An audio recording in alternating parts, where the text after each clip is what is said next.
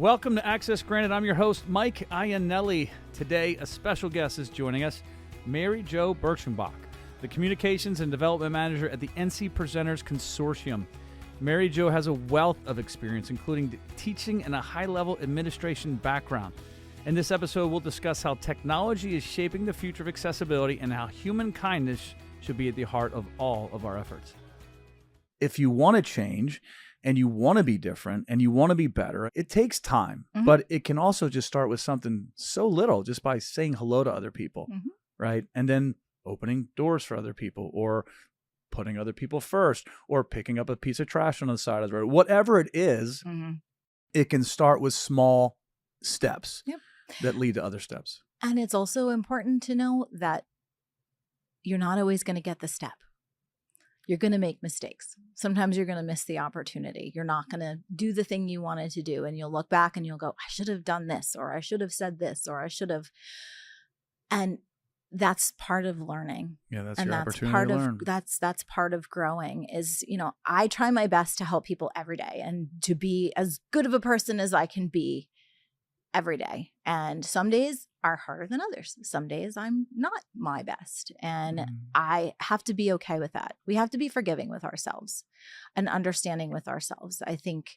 And that's in a culture that is not forgiving. No. Yeah, exactly. And that's the hard part, because again, I could say something right now accidentally and it would come across wrong without bad intention, but I make mistakes.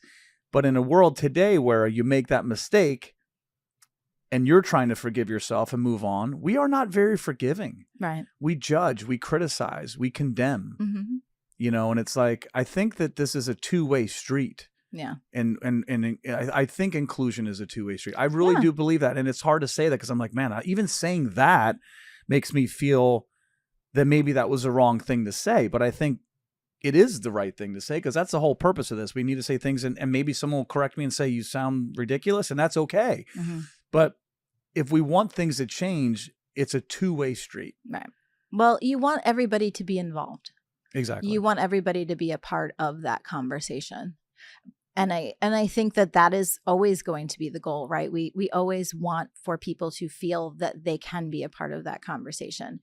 Some people are not going to feel that off the bat, because their experience is prohibitive of that. That's not what they've experienced in the past. And, we are, like it or not, we are a compilation of past experiences on how we approach the future. I don't like it. I don't like it either. Trust me. I think that it comes with time. And I think that it comes with a genuine willingness, a willingness for people to just do those little acts, to bring people together, to connect, to share, to help.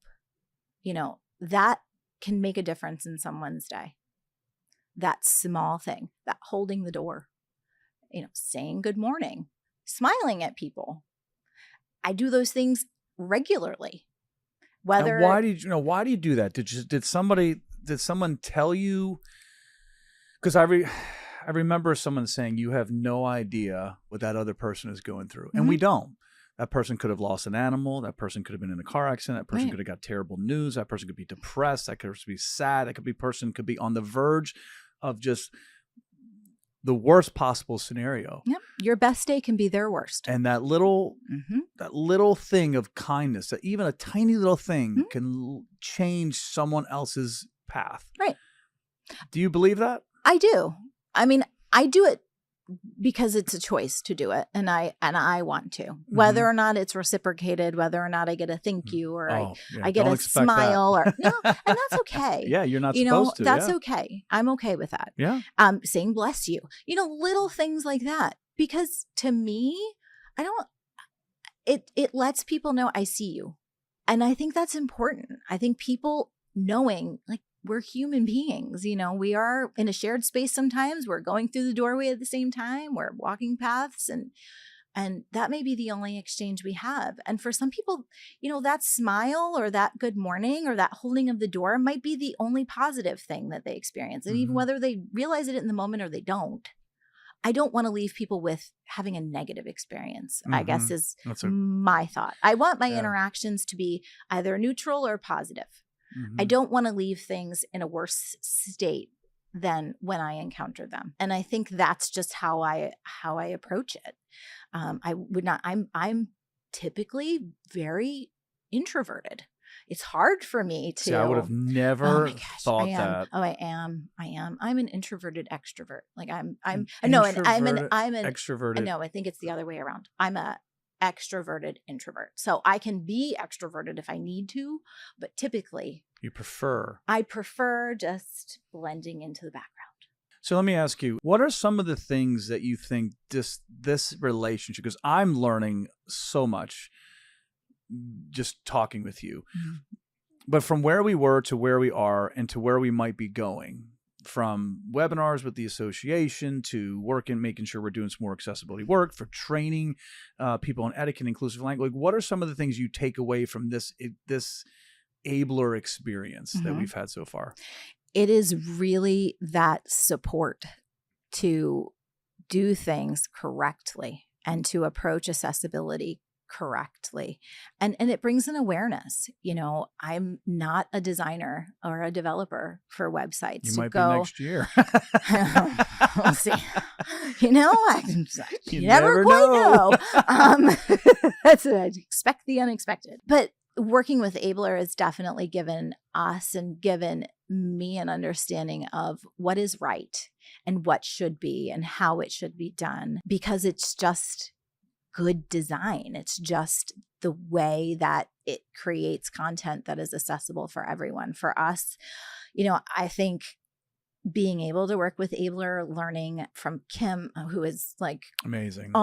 She texted me, by the way. I didn't answer it. She's so good. She's incredible. She really is. And, you know, just being able to learn and to stretch and to put on the glasses and the perspective of people who are engaging with content differently than I am. And I think that for us is the goal. We want to make sure that whatever we have available, because we're a remote organization. You know, we're not stationed anywhere. Where the way that people find us is the web or social media.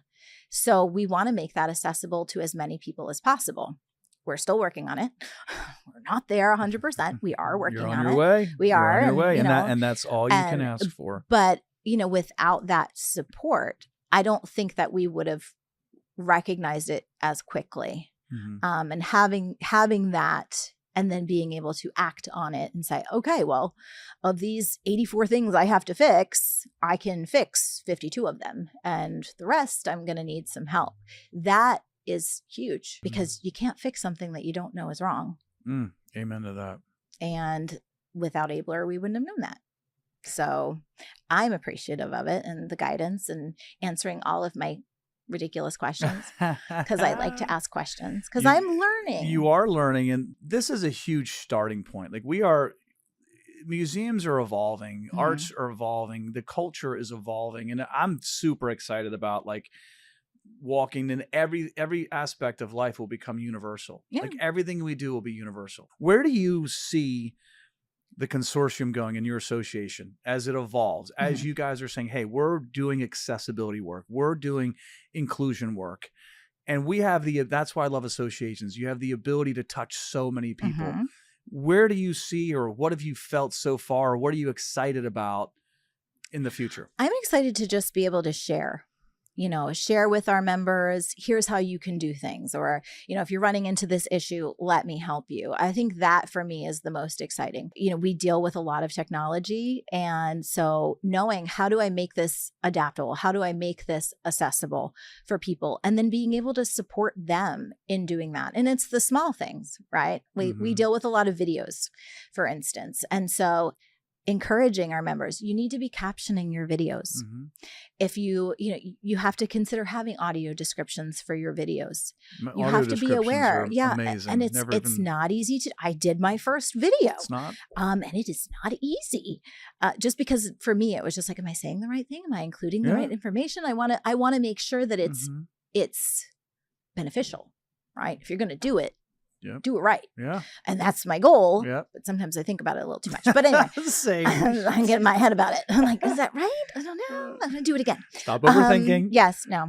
I've got to overthink about everything. But I'm excited that we can help support our members on their journey, because I think, the physical accommodations have been in place. The ADA has put that in place. And so I think on a certain level, that is just a part of venues, right? That they're kind of thinking about that and that's a good and step. Adapting. And it is. It's time to move past right. that. And move on, I think as technology just becomes more pervasive in everyone's lives, and it changes how we consume information. And so I think that people have to just be more cognizant of the fact of you want to make it available to everyone. And it's those little things. So tech is helping us get there, but there's still the human side of it. Yeah. I mean, it is. They're going to connect at some point where the tech is just, everyone naturally is going to have, be on a level playing field from a technology perspective. But then there's a human side of it. If those two can intersect, I mean, that's utopia. That's the goal, because the technology isn't going to work for everyone without people being able to tailor it to do what it needs to do. And it's way above my pay grade to do all of those things. And my skill level, really. But I think that technology is great. It's wonderful. It's a connection. It's fabulous. We have access to information instantly. If I want to learn how to make something, I can just pull up YouTube and it's right there, right? But it doesn't replace people, and it doesn't replace the human interaction, and it doesn't replace the fact that at the end of the day, we've got to help one another. It's a tool, but it's not the tool. It's a piece of it. So. And for us, that's what it is. Our organization, we have amazing members, and what makes our organization are our members. Them, the people, not the venues, not the buildings, not the cities, the people. So I think if what you're doing is aimed at helping people and working with all people to the extent that you're able, then naturally inclusion comes with that. And it comes with also the awareness that you aren't going to get it right 100% of the time. But you got to get yourself up, dust yourself off, do it again. Because I'm still learning. Like I said, I'm still really new to you and me both figuring it out. And I want to do the right thing. And I think that's where, getting the information back on our site and realizing like, okay, we've got work to do. I wanted to do it right then and there, because to think that I wasn't providing that, it bothered me deeply. I don't know if I can explain that well. It probably sounds I know how you feel, because I spent almost 25 years of my life building websites, mobile apps, doing advertising for major retailers, large percentage of the major retailers that you know about. And I never, ever even thought about it, ever considered it, didn't even know what it was. Yeah. And I excluded unintentionally. Yeah.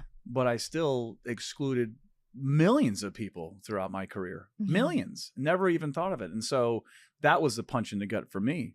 It was like when I was with John and I heard his screen reader, I was like, wait, you're telling me that I didn't do this? Yeah, screen readers that's a whole new, and talking about tech, but like I had just same idea. And I think part of it is that goes back to that forgiveness part. And just saying, hey, I didn't know this. When you know better, you do better. That's right. I used to tell kids that all the time. I go, okay, well, you didn't know better. And if you know better, I expect you to do better. Yep. And that's it. And your background with education is such a critical piece, because we always say like we need to get down to the children level. Like we have to get down to the kids. Right. Because if we want to grow out of this, we have to start younger. Right. And so it's great that we're here. And the hope is that maybe the older people tell their kids and the teachers tell their kids. But like we want to get into school, young schools, like elementary, and talk about etiquette, inclusive language, and help people understand. Like, and it's human nature for people to judge and criticize, sadly. Yeah. But it's human nature. But if they don't ever have the information versus if they do have the information, I think we will get to a better place of acceptance and understanding and inclusion earlier than we would have if we didn't teach people. Right. Well, so and to me, that's a some huge... people don't hear it. They don't see it. They're experiences only in school or having someone model that. And it's important. It is important for kids to understand we're all different. I think that goes a long way in helping them understand other people, but I also think it goes a long way in helping them understand themselves. Because especially when you get to middle school, kids are questioning themselves. They're doubting themselves. They're feeling at their worst. And that's where I think it's that challenging time of there's nothing wrong with being different. We're all different. We all have abilities and disabilities and different things. And it's not, there's nothing wrong with that. And I think if we can change that mindset, that's where it starts. I'm very grateful for you being here. Thank you for having me. It was an enlightening conversation. We talked a little bit about accessibility. We talked a little bit about inclusion, but we talked about things that really matter. And to me, it's the human kindness aspect. Right. And I think that your experiences with education, I think it's amazing. I believe that a lot of the words that you said today will resonate with people. I hope so. And can change people's mindsets. I hope so. If anybody, is listening, watching, can walk away from the experience just taking a moment to not talk and just listen and be present and understand that your lens is not the same as someone else's. That's where it starts. It's just a willingness to do it. Thank you for joining us on Access Granted, and special thanks to our guest, MaryJo Birschbach, for sharing her invaluable insights on accessibility practices in the arts. Remember, as we welcome technological advancements, let's keep human kindness at the core of all of our efforts. Stay tuned for more episodes exploring the future of accessibility and disability inclusion.